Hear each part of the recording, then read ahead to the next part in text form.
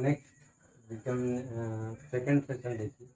First session का पहला property बताया था, सेकंड प्रॉपर्टी देखिए। Properties of the determinant. Second property है कि इफ टू रोज और two column of a determinant be interchange, then the sign of the determinant is changed. Sign of the determinant is changed without changing its numerical values. If two rows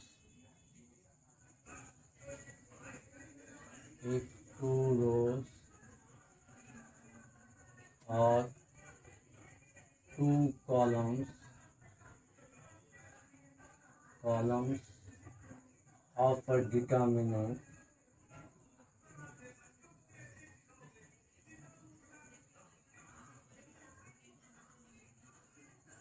be interchanged,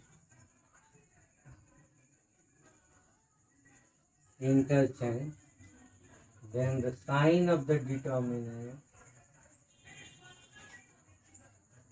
if two rows or two columns of a determinant be interchanged, then the sign of the determinant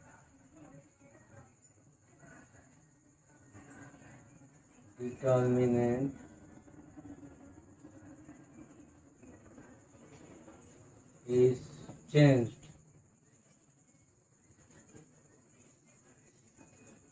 without changing its numerical values.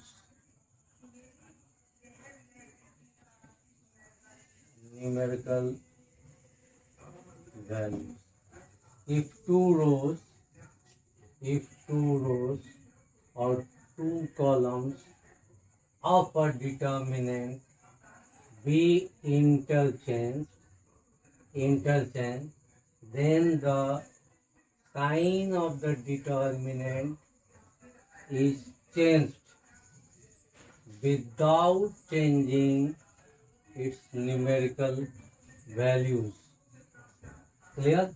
If दो रो या दो column को अदला बदली करें या अदल बदल करें, दो रो या दो कॉलम को अदला बदली करें तो क्या होगा? डिटर्मिनेंट का साइन चेंज हो जाएगा, लेकिन न्यूमेरिकल वैल्यू जो है चेंज नहीं होगा, ज्यों का त्यों रहेगा। इफ टू रोज और two columns of a determinant be interchange, then the sign of the determinant is change without changing its numerical value. हाँ, तो ये देखिए, जैसे कि डेल वन है, डेल वन हो गया यहाँ पे A1 B1 C1, ये हो गया A2 B2 C2, ये हो गया A3 B3 C3। क्लियर? तो यदि हम लोग इसको फर्स्ट और सेकंड रो पे यदि इंटरचेंज करते हैं हम लोग, ये क्या हो जाएगा? A2 B2 C2, और ये डेल 2 हो जाएगा। डेल 2 ये यदि हम पकड़े, डेल 2 ये हो गया, जैसा कि कंडीशन में दिया हुआ है। डेल 2 इज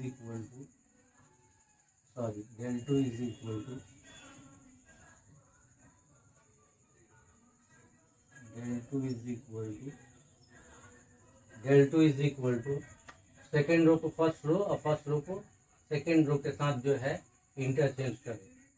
तो ये कितना? A2 B2 C2, ये हो गया A1 B1 C1।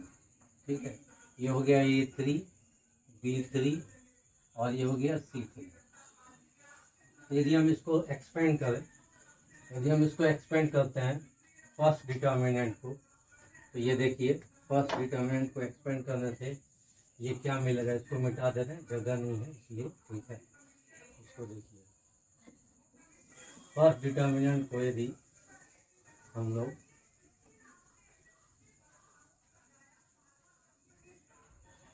Interchange, first determinant को यदि हम लोग एक्सपेंड करें तो डेल वन हो गया मेरा A1 इंटू B2C3 A1 ये बात B2C3 minus B3C2 plus B1 into ये बात और ये बात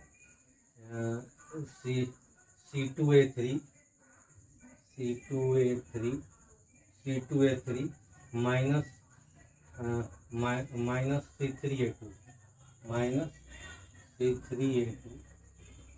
क्लियर, और प्लस C1 इंटू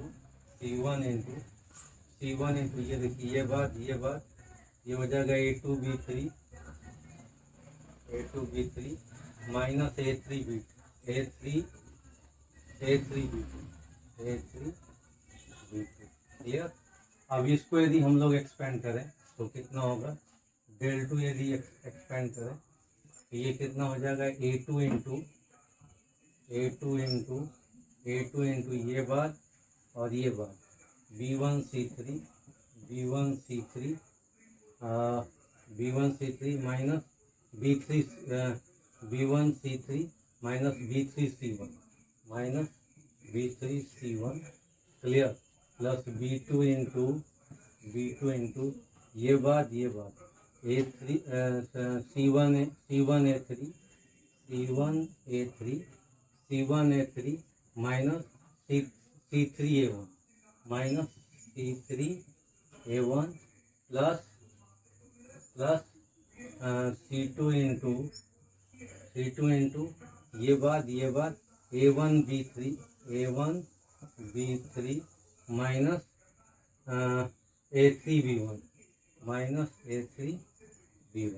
क्लियर। यदि इसको हम लोग एक्सपेंड करें तो मेरा कितना आएगा A1 वाला टर्म को हम देखें आगे, A1 वाला टर्म किधर है, ये है A1 वाला टर्म, ठीक है। A1 वाला टर्म को यहाँ पे यदि हम लोग माइनस रखते हैं आगे, माइनस A1 इंटू ये क्या हो जाएगा B2C3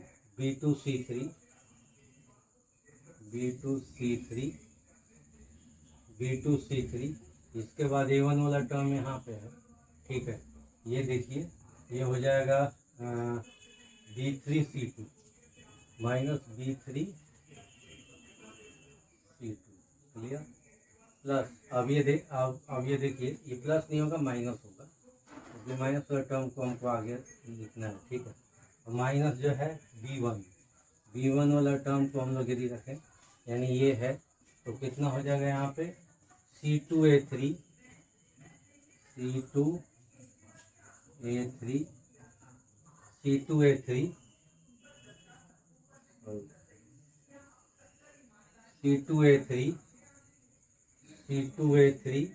और कहाँ है B1 का टर्म C2A3 और यहाँ पे है C3A2 माइनस C3A2 क्लियर, और ये प्लस फिर माइनस हम लोग लिखेंगे यहाँ पे, फिर ये माइनस लिखेंगे, ठीक है। फिर अब क्या है C1, अच्छा ये माइनस यहाँ पर लिख लेते हैं क्योंकि जगह नहीं है, माइनस C1 यदि हम लोग लिखेंगे यहाँ पे तो C1 लिखेंगे, तो C1 यदि लिखते हैं तो ये कितना हो जाएगा C1 माइनस C1 लिखते हैं यदि तो C1 का टर्म कहाँ यहाँ पे है और कहाँ है देखिए तो, और यहाँ पे C1 का टर्म यहाँ पे है, ठीक है। तो C1 यदि कॉमन लेंगे, माइनस C1 कॉमन लेंगे तो क्या हो गया A2B3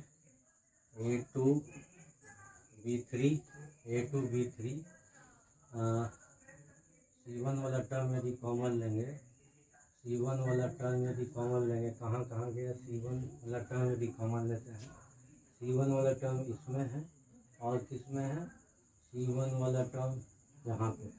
हाँ तो A2B3 ठीक ही है, माइनस टर्म आगे रखते हैं, माइनस A2B3 माइनस, हाँ A2B3 और ये क्या हो जाएगा, ये हो जाएगा A3B2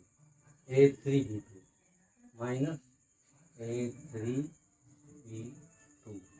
क्लियर, A3B2, ठीक है। तो ये एक बार टैली कर लीजिए।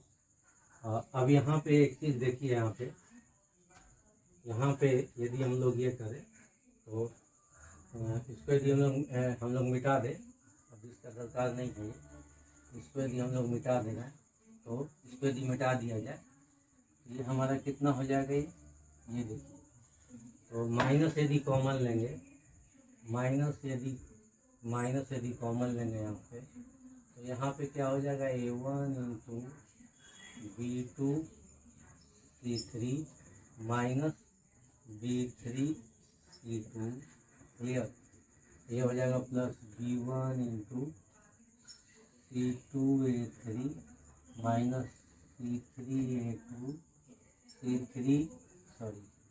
C3A2 और ये हो जाएगा प्लस C1 इंटू, ये C1 है इसलिए ऐसे लिख, C1 into A2B3 minus A3B2, clear, ये बंद करके सेकेंड ब्रैकेट, ठीक है। तो देखिए यहाँ पे एक्चुअली ये हमारा A1 into B2C3 minus B3C2 plus B1 into C2A3 minus C3A2 plus C1 into A2B3 minus A3B2, A1 into B2C3 minus B3C2 plus B1 into C2A3 minus C3A2 plus C1 into A2B3 minus A3B2, ठीक है। तो ये हमारा actually हम क्या देख रहे हैं यहाँ पे, del two is equal to, actually ये जो है, ये वाला पार्ट जो है माइनस डेल वन हो जा रहा है, ठीक है। एक्चुअली ये इसके बराबर क्या हो जाएगा, del two is equal to, ये हम लोग लिखे हैं यहाँ पे, ये कितना हो जाएगा, माइनस ऑफ ये पूरा कितना है, that is equal to del one, तो minus of del one, clear, ठीक है, माइनस ऑफ डेल वन, ये पूरे के बराबर डेल वन लिख सकते हैं क्योंकि डेल वन इसके बराबर है, तो del two is equal to minus del one, numerical value जो करते हैं, ठीक है। तो ये प्रूव हो गया, ये del two is equal to minus del one, ठीक है। अभी एक बार इसको एक बार देख लीजिएगा कि ये बहुत इंपॉर्टेंट प्रॉपर्टीज है, ये रो या कॉलम किसी में भी काम लगता है, ठीक है। इसको ये देख लीजिए, ठीक है, तो इसको मिटा दे रहे हैं, एक बार देख लीजिए। तो that's actually this part I am Ravi,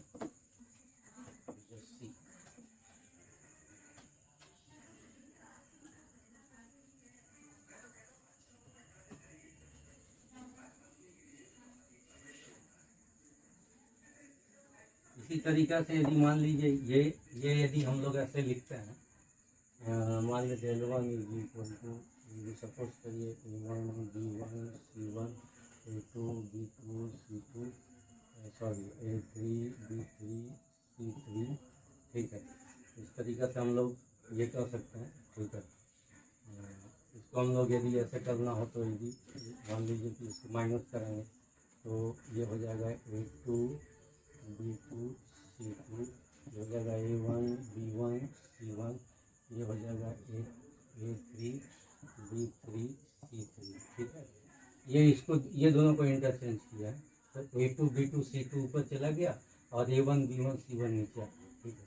अब इसको यदि इंटरचेंज करेंगे तो माइनस ऑफ माइनस माने प्लस हो जाएगा, ये तो कितना हो जाएगा, ये A2, ये वाला पार्ट नीचे चला आएगा, ये तो रहेगा A2 B2 C2, ये चला आएगा A3 B3 C3, ये ऊपर चला गया और ये वाला नीचे आ जाएगा A1 B1 C1, ये तो रो वाला हुआ, रो को यदि इंटरचेंज करें, सिमिलरली हम लोग यदि कॉलम को यदि इंटरचेंज करें तो देखिए क्या होगा। ये तो रो का हुआ, यहीं पे दिखा दे रहे हैं, यदि कॉलम को इंटरचेंज करेंगे तो क्या होगा। ये तो ठीक है, ये ठीक है, ये रो को इंटरचेंज किया तो ये हुआ है, ठीक है। अब एक बार कॉलम को इंटरचेंज करके दिखा देंगे, ठीक है। तो कॉलम को इंटरचेंज करेंगे तो कैसे होगा, एक बार देखिएगा। यू जस्ट सी, कॉलम को यदि इंटरचेंज करेंगे ये कैसे होगा। यहीं यदि वैल्यू नहीं ले रहे हैं इसको तो कॉलम को यदि इंटरचेंज करेंगे तो ये हो जाएगा माइनस, ये फर्स्ट और सेकंड कॉलम को इंटरचेंज करेंगे, B1 B2 B3 B1 B2 sorry B3, और ये हो जाएगा A1 A2 A3, ठीक है। और ये हो जाएगा, ये तो है C1 C2 और C3। अब ये क्या है कि सेकेंड और थर्ड कॉलम को इंटरचेंज करेंगे, ये क्या हो जाएगा, प्लस हो जाएगा। और ये हमारा कितना हो जाएगा, B1 B2 B3, और ये हो जाएगा क्या मेरा C1, ये सेकेंड और थर्ड कॉलम को इंटरचेंज किया, ये C1 C2 C3, और ये हो जाएगा A1 A2 A3, clear. C1 C2 C3 आ गया सेकेंड कॉलम में, और थर्ड कॉलम में चला गया A1 A2 A3। ये प्लस इसलिए दिखाया है कि माइनस और माइनस प्लस हो जा रहा है जब फिर इसे इंटरचेंज करेंगे तो ये प्रॉपर्टी है, ठीक है। हाँ, इफ 2 रोज और 2 कॉलम, आप नेक्स्ट प्रॉपर्टी दिखा दे रहे हैं, देख लीजिए। ये छोटा है, ठीक है, इसको देख लीजिए।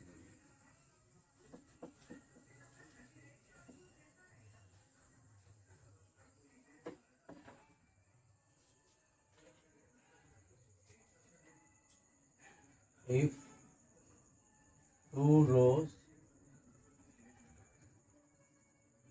or 2 columns of a determinant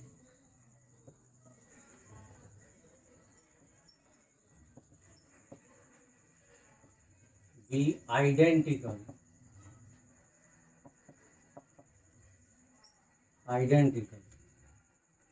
or we can say same,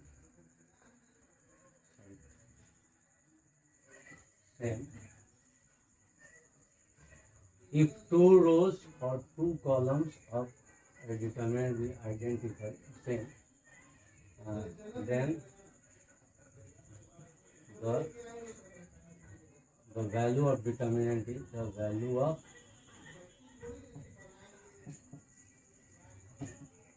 determinant is 0. As for example, del, suppose ये प्रॉपर्टी यूज करेंगे, यदि दो कॉलम यदि आइडेंटिकल हो या रो आइडेंटिकल हो तो उसको इंटरचेंज करेंगे तो क्या हो जाएगा, माइनस डेल हो जाएगा। तो del plus del is equal to 0 हो जाएगा, और ये कितना हो जाएगा, 2 डेल इज इक्वल टू 0 हो गया। Therefore del is equal to 0, clear. If 2 rows or 2 columns of a determinant be identical, bracket में same, then the value of determinant is 0. यदि दो को यदि हम इंटरचेंज करते हैं तो माइनस डेल हो जाएगा, तो ये डेल को इधर ले आएंगे, 2 डेल हो जाएगा, डेल प्लस डेल 2 डेल हो जाएगा, 2 डेल इक्वल टू 0 और del is equal to 0. So that's all of this session. Okay, fine.